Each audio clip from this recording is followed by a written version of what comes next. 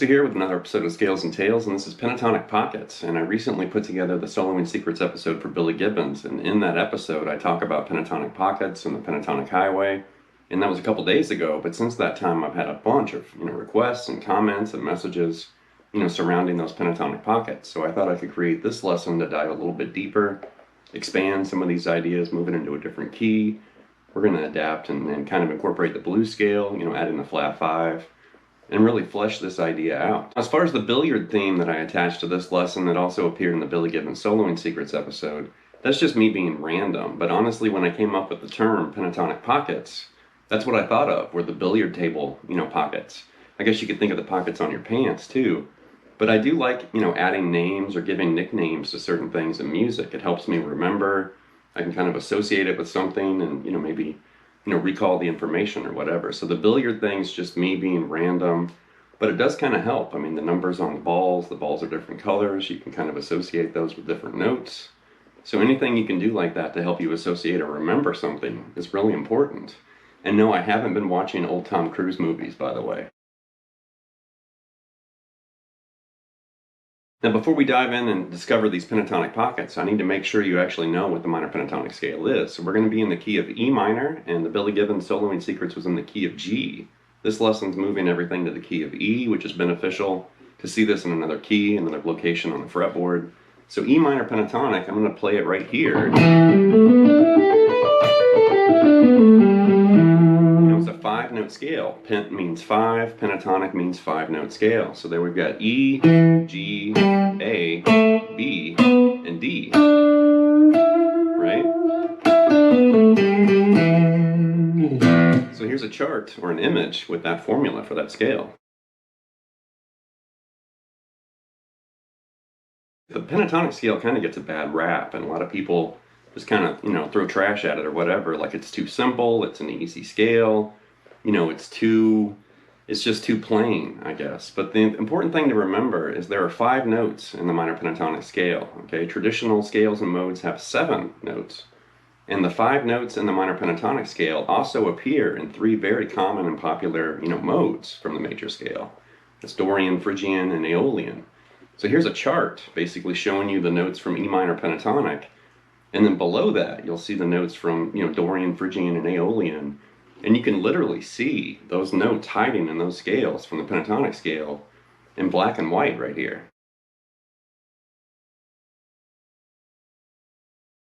So we're in the key of E minor, and we're going to find the first pocket right down here, close to open position, right here. And I'm targeting this B note right there. And we're really just playing the top 5 notes of the scale. I mean, there's a full position of E minor pentatonic right here. But I'm purposely, limiting your available notes or whatever. And you might be thinking, well, hey, I want to run 3-octave scales and fly around the fretboard.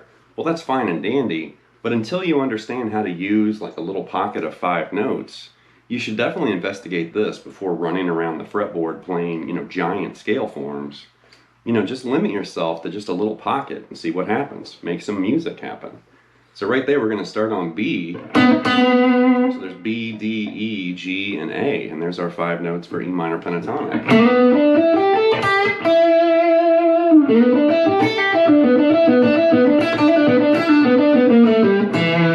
Now we can definitely dip lower, and we can grab some of these lower notes if you want.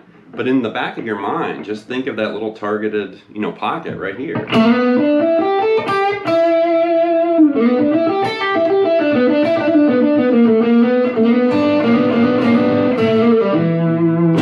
So here's an image showing you that little pocket on the fretboard right there.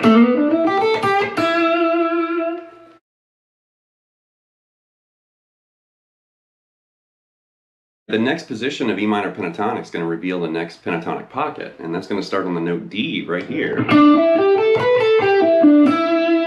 there's D, E, G, A, and B. The same 5 notes, just rearranged in a different order. Instead of having that lower B that we had here, now we've got a higher B, because now the B's up there, like this.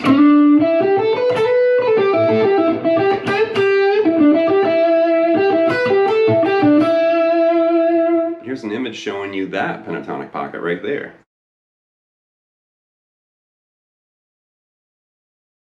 Okay, next up is pocket number 3. It's the next position of E minor pentatonic. We're going to start on the root E right here, and you've got this.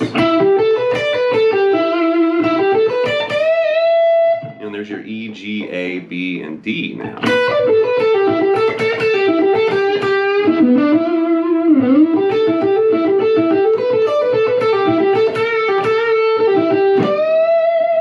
An image showing you that pentatonic pocket.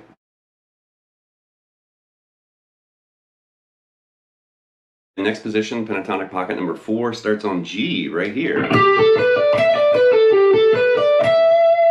there you've got G, A, and B, and D and E right there.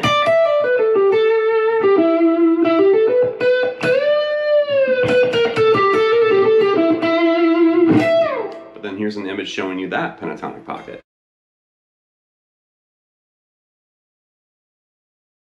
Last but not least is pentatonic pocket number 5, and that's going to start on A right here, and this is from the box, the familiar minor pentatonic box. And so there's your A, B, D, E, and G once again.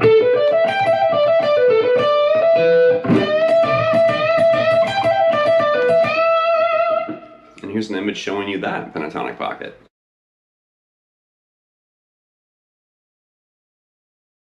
Now once you've reached the 5th pocket right there, you can actually mimic and repeat what we did an octave higher. What we had when we started right here. You can do that again an octave higher right here. The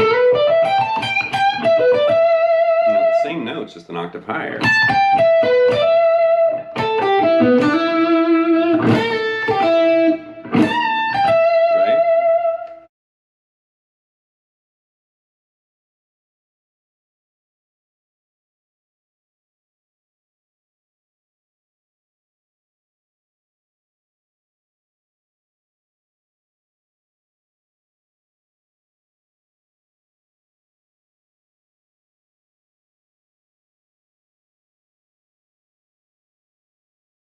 All right, now we're going to start targeting notes, and we're going to basically find those pockets again, but we're going to locate the root first of all. So we're in the key of E, and right there in that first pocket, we're just going to locate where E is. So it's actually the 3rd note right there.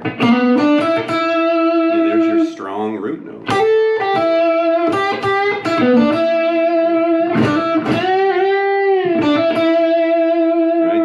Really, beneficial to know where that root is. That way, like that's the safest note you can land on. It's the key, that we're in or whatever. So it's really important to understand where that is. And then then move to the next shape, right? Pocket number 2. You know, and the E lives right there now on the B string. It's the same one we had in the previous shape, but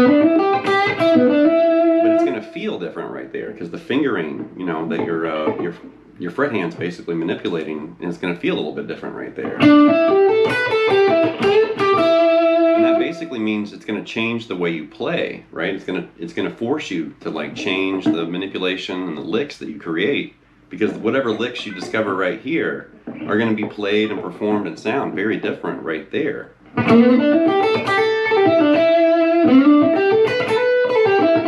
know, simply because your hand's in a different formation, the notes are kind of separated differently. You know, the gaps and spaces between those notes. The next pocket, you know, your root note's right there, the first note. And then you can realize you can bend that D up and hit the root again. You know, right there. And then move to the next shape, starts on G and it ends on the root.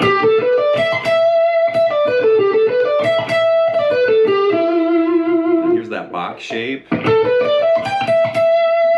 E is right there on the 12th fret on the high E. You can also bend that D up to E.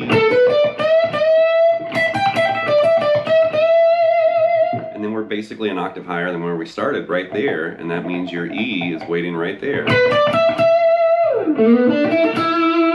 But that's really important to understand where the root is, like in the middle of all those, you know, boxes that are kind of changing and swirling around. Next up, we're going to weave literally between those different pockets or, you know, positions of the minor pentatonic scale. And this is really going to keep you on your toes, and it forces you to really know where these are. If you do this.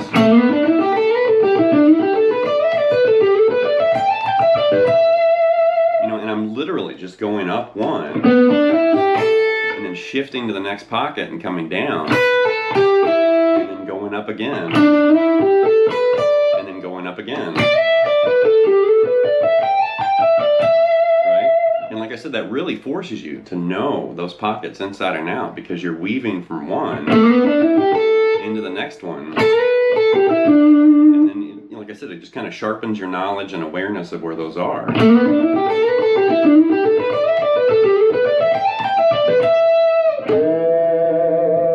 Next up, we're going to convert all these pentatonic pockets into the blues scale. So we're just going to take that pentatonic formula and add an extra note. So instead of 5 notes, now we're going to be playing with 6. And we're adding the flat 5, which in the key of E, that's going to be B flat.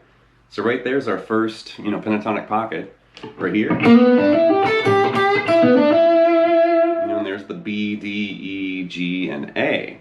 A half step above that A note is B flat. So there's flat 5 right there.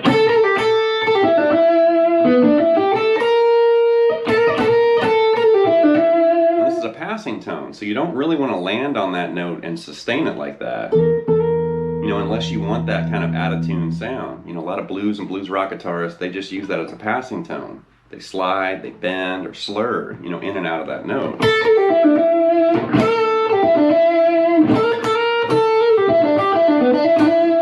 Now, if you know that B flat's right there, that means it's also a half step lower than where we started, right?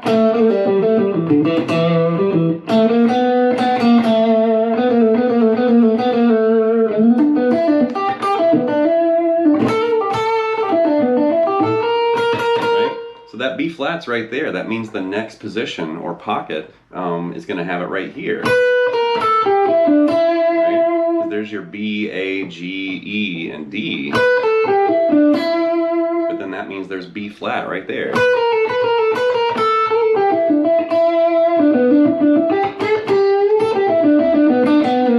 Right? We can also kind of scooch down there and grab it right there. Next position right there, we're going to have B flat right there on the B string. Right?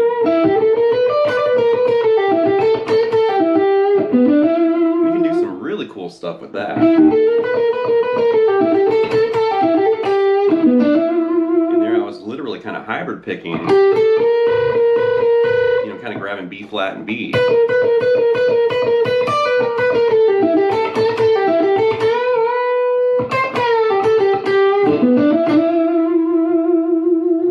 And then keep going, the next position right here, and there's B flat, the same one we had here, but it's going to feel different because now we're using this shape or fingering.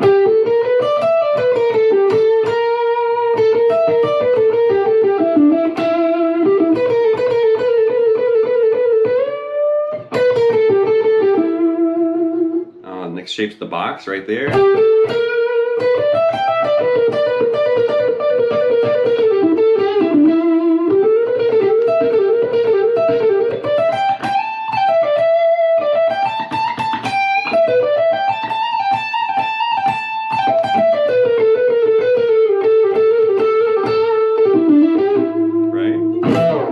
Really important to know where that blue scale lives, where the flat 5 lives, and then just kind of modifying and, you know, creating some additional licks using that note because it's really tasteful. And finally, we're going to basically dissect the opening jam, and I'm going to explain, you know, what I was kind of doing, because during that opening jam, which was completely improvised, there was nothing scripted there.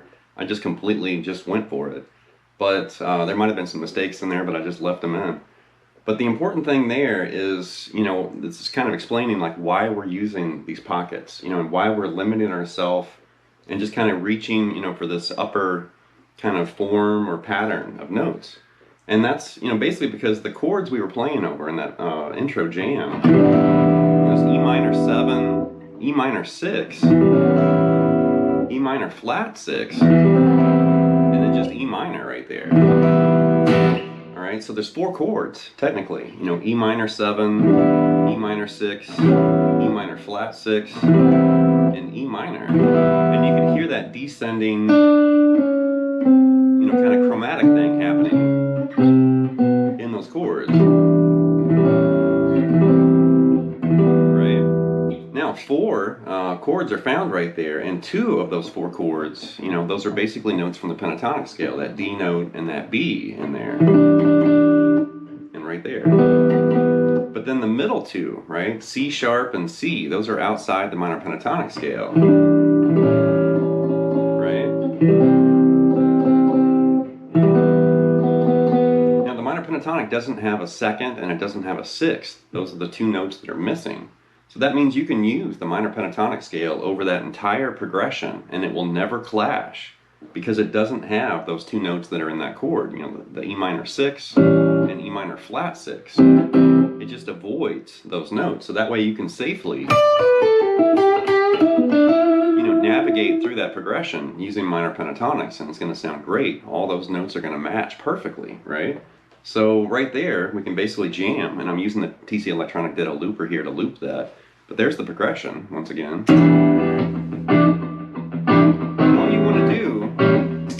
All you want to do is just start phrasing and start jamming out of those pockets and make music happen.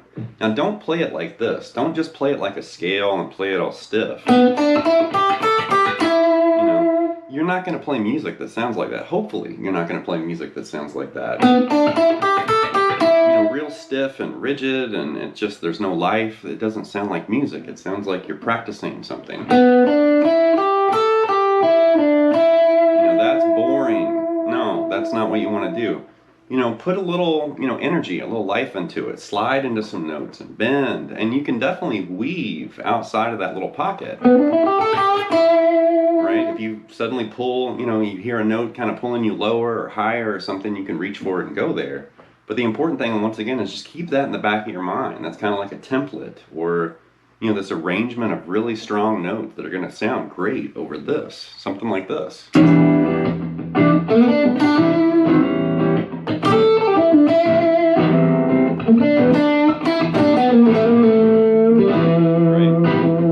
And I just made a really simple melody. I don't even know what I just did. Or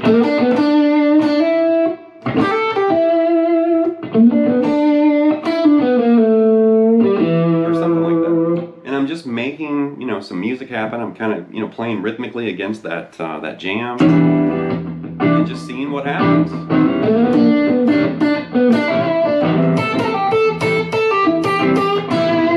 Move to the next pocket.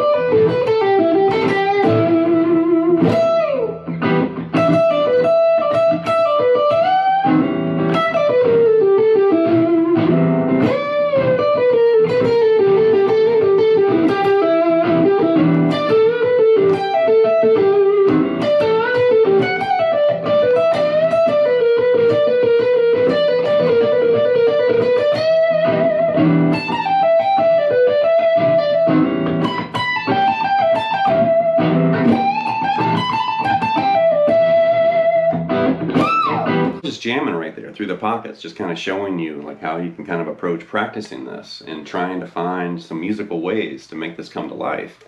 And this last little part right here, I'm going to basically talk about that chord progression again and helping you steer away from minor pentatonic, and you're starting to move into some of those scales I mentioned earlier, like Dorian, Phrygian, Aeolian, and some of that stuff. So we're basically playing over progression that has the sixth and the flat sixth, C sharp and C, all right? So anytime you're finding yourself playing over a chord progression like that, it started with E minor 7, which that fits perfectly with the minor pentatonic scale.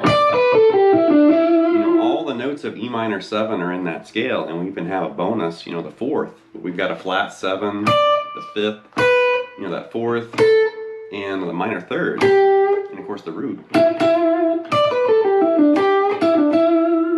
But that basically means when we get to the, that chord progression we're playing over, when we get to that E minor 6, with that C sharp, and if you start playing minor pentatonic and then you magically or suddenly target C sharp, that note's going to pop. It's going to jump out. It's going to sound really good. So I'm going to demonstrate this. It's also going to work over that flat 6 too.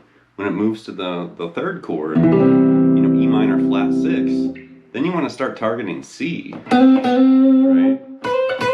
And it's going to pop once again. And then that last chord's that E minor, and you can just kind of target that B note, which is part of the minor pentatonic.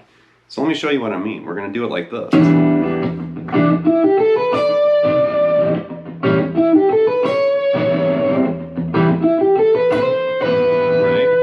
Target a D, C sharp, and then the C, and then the B, right? And it sounds good.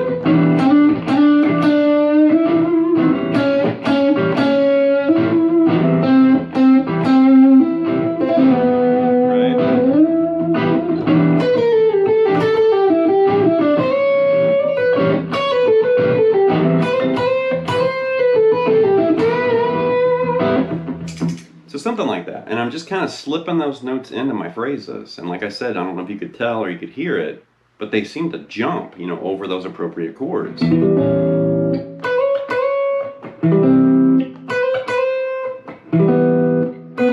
It's something to think about when you start improvising and jamming and using these pockets in your music. And like I mentioned earlier, I did notice, like in the comment section and the feedback from the Billy Gibbons Soloing Secrets, there were a lot of people that were telling me like, hey, I had some light bulbs go off over those pockets or the highway. And it just, it kind of inspired me, and I thought, okay, we're going to hit that head on, because it definitely is eye-opening to see that, like this approach and this kind of strategy, playing over chords.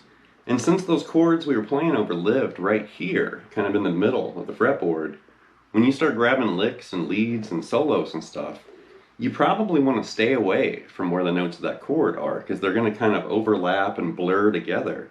So you could play lower, ideas, but over that progression, you probably want to stay away and not step on those notes. You want to put yourself somewhere a little bit higher. And I think that's one reason why these pockets are very popular and very common, because it kind of forces you away from the chords you're playing. Now, if you're playing some progressions that have really high-pitched, higher octave chords, then you can investigate playing some of those lower, like throatier, lead ideas and stuff. But right there, like that middle ground, it does sound really good to go above the notes, in those chords. So anyway, leave some feedback and comments. Please subscribe to Night Lessons, and I'll be back before you know with more content and material. Thank you.